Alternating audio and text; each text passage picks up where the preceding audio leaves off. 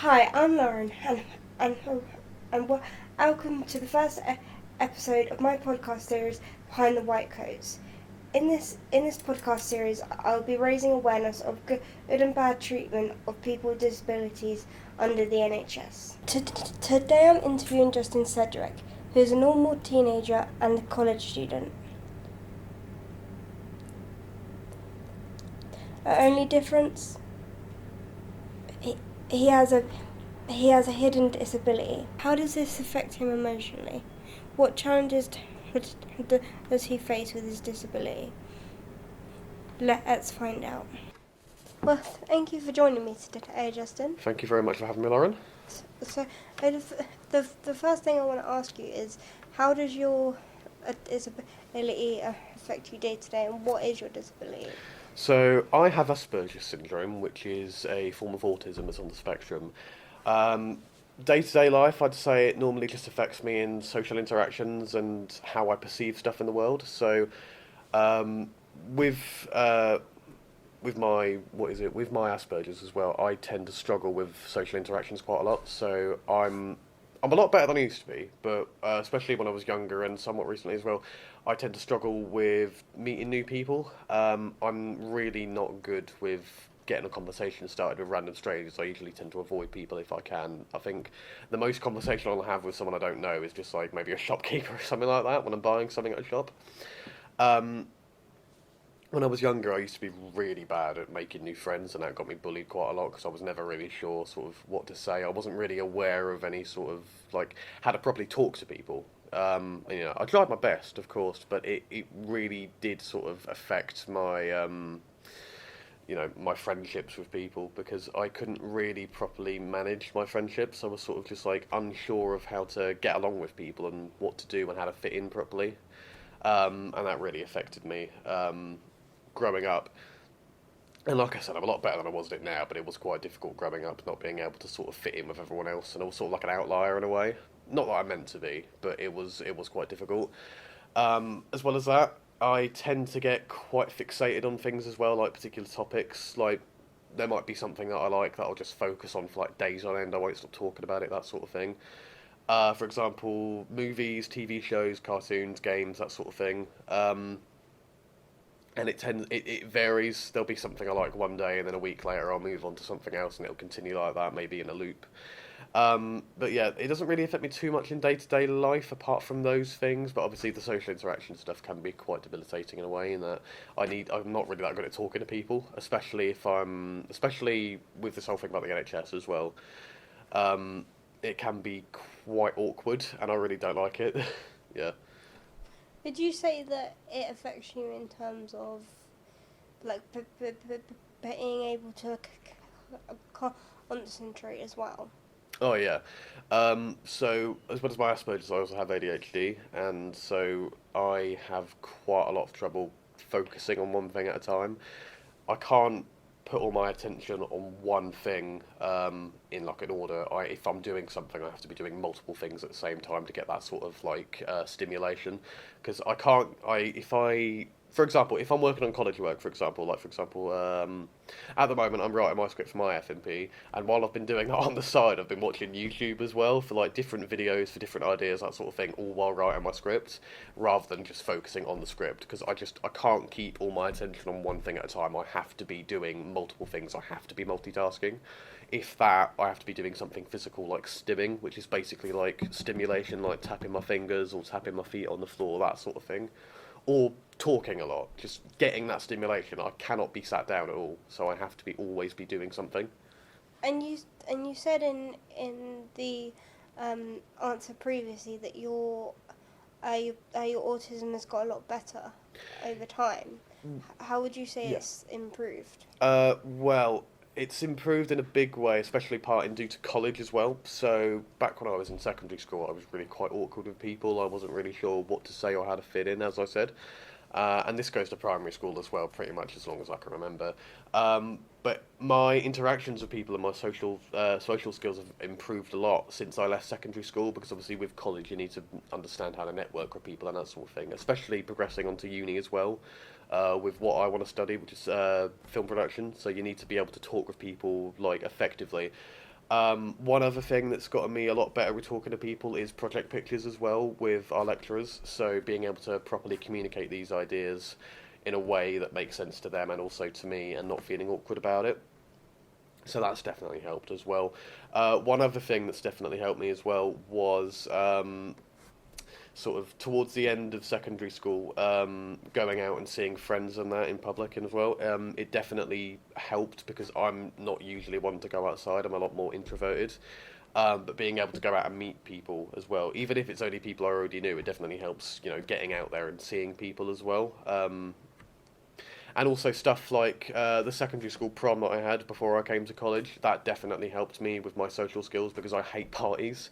But going to that one, I actually went to that one in a dress rather than the suit, and it was very helpful for me getting out there as well, especially with my own identity. So it definitely helped, that sort of thing. Would you say that you're treated equally under the NHS in terms of your disability, or would you say you get judged quite a lot? I'd say, based on personal experience, I'd say I have been judged fairly equally to everyone else. Obviously, there is the whole regard of, trying to figure out.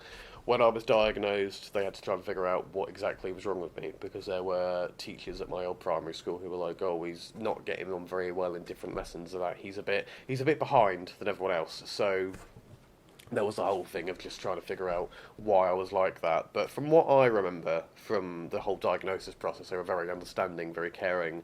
They sort of, they understood based on the interactions they had with me at the time that I was capable of doing, normal things, like everyday things.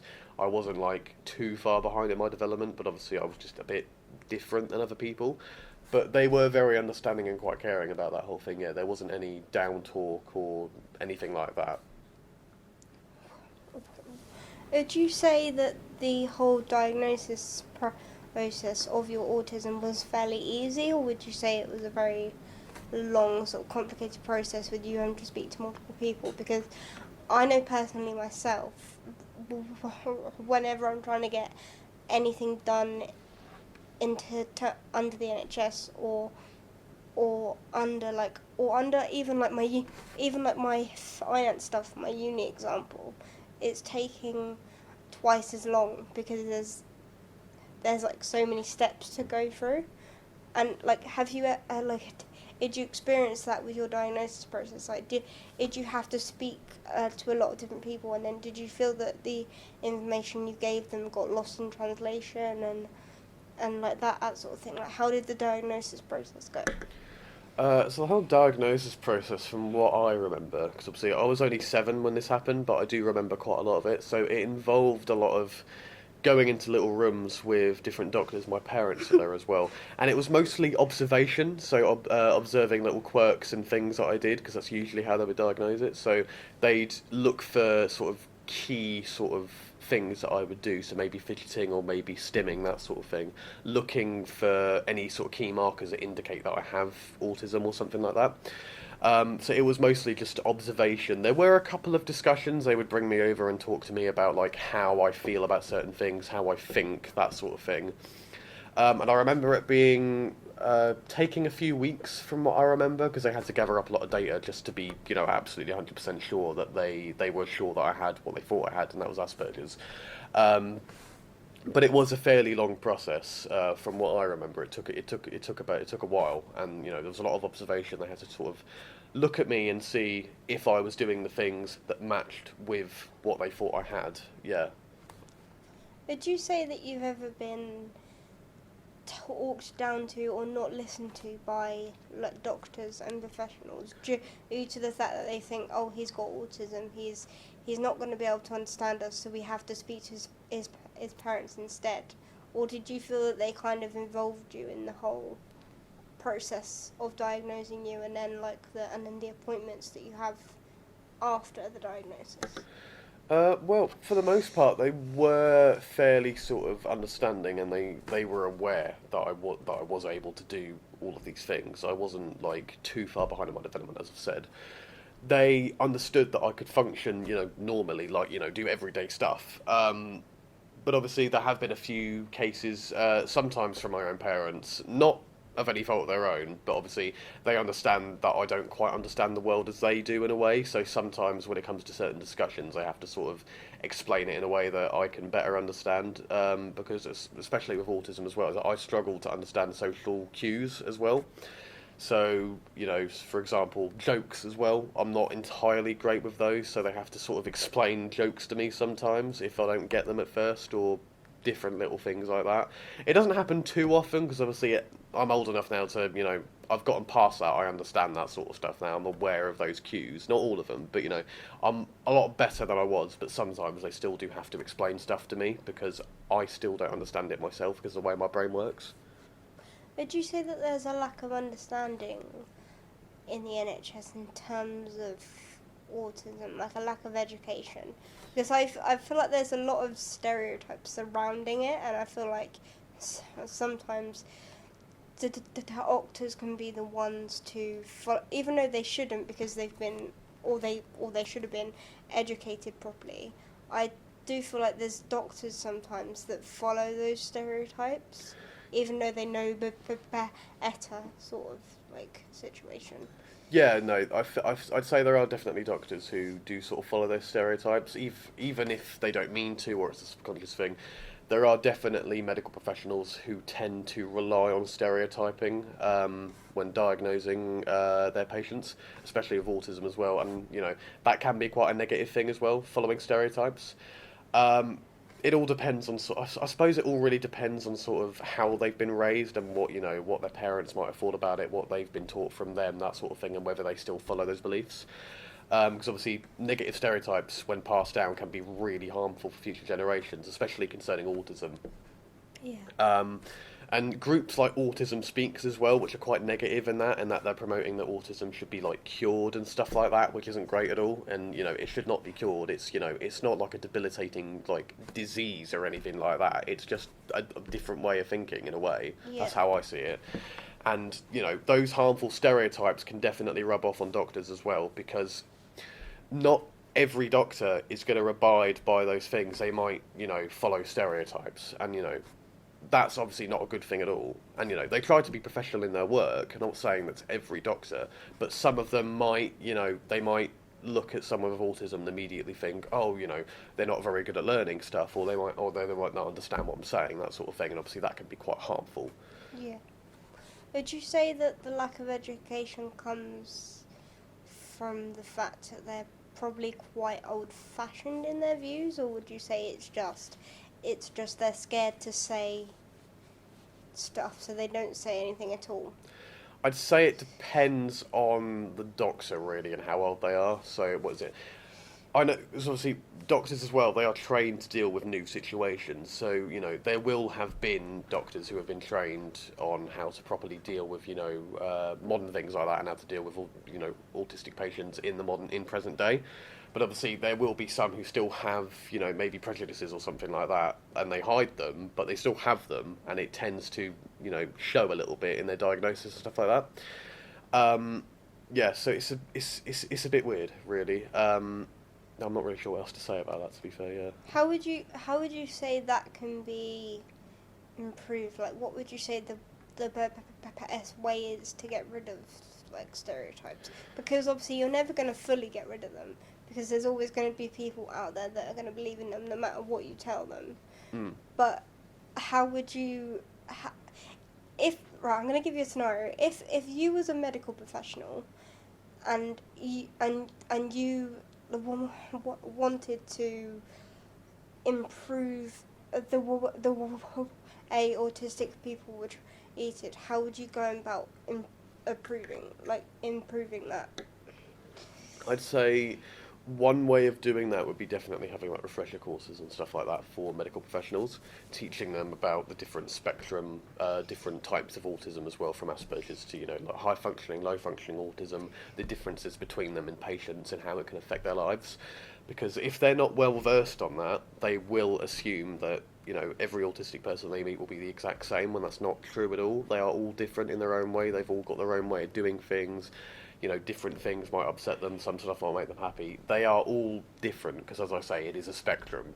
and they should really be taught on that. And I'm not saying they aren't now, but it Yeah. should be a lot more widespread, I think, and they should have courses that refresh them on this every now and again, because obviously they're not going to be able to remember this stuff all of the time.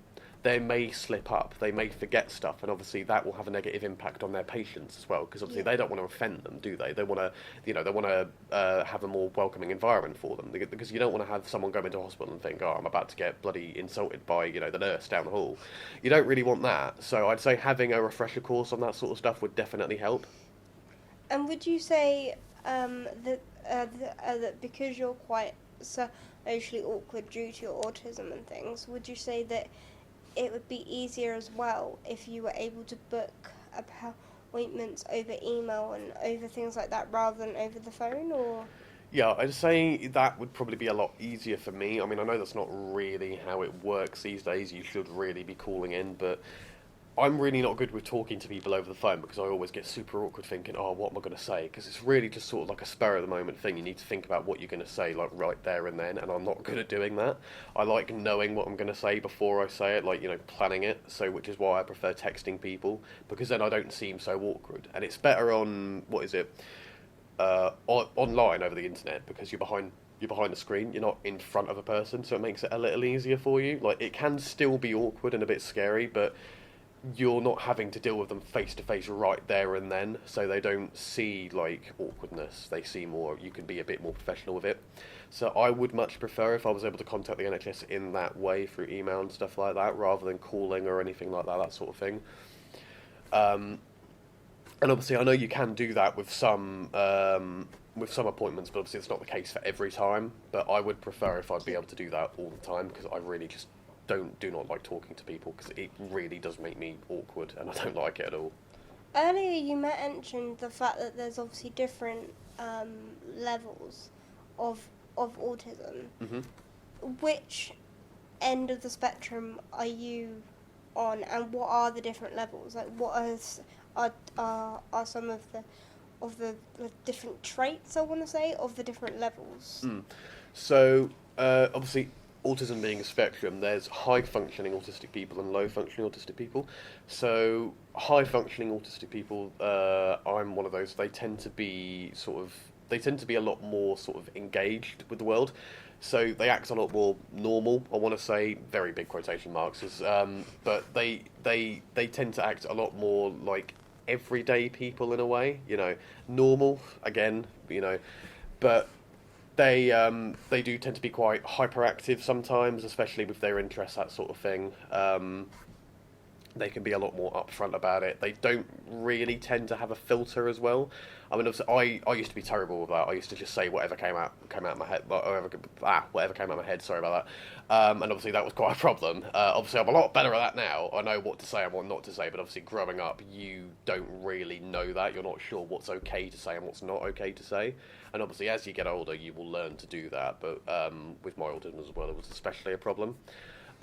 With low functioning autism as well, people with low functioning autism tend to have a lot more a lack of mental development, so they tend to be it's like a child in an adult's body in a way, and obviously that can vary depending on the person, but sometimes it could be like an 18-year-old, but because of the fact they have low functioning autism, they may be unable to sort of comprehend the world around them, and they tend to act a lot more like a young child, because that comforts them, that sort of thing. They're not really an adult in a way. They're not prepared for the adult world, and they might never be. They might need to be looked after for a while. But that's sort of the spectrum of it. So high functioning is more like average thinking, but they are still a bit hyperactive, and they can sort of be in their own little world sometimes. Low functioning is a lot more like they need help from other people. Would you say that you're proud of your disability? Yeah, Or would you yeah, say yeah. you have days where you kind of wish you didn't have it? Because I know personally myself, I definitely have days where I'm like, I sort of, I have days where I wish I could change like my disability, or I wish I didn't have it at all. Mm. Do you ever have days where you sort of don't want to have your disability, or are you generally quite proud of your disability? Honestly, I would say I'm indifferent, and that sounds a bit like like I want to say mean. It's not really mean. I'm indifferent about it. I've lived with it all my life, really, so I'm used to it by now. And I suppose yes, in a way, I am proud of it. Because it is who I am. It's part of who I am. I don't think I would be the same person if I wasn't autistic. I would definitely be a lot different. And I'm happy as I am right now. I don't really want to change anything about that. It doesn't affect me in any like extremely negative ways. And even if it did, it's who I am. I wouldn't want to change that at all. No. Thank you, Justin. No, no worries. Thank Thank you you for for having me. joining me today. Thank you for having me.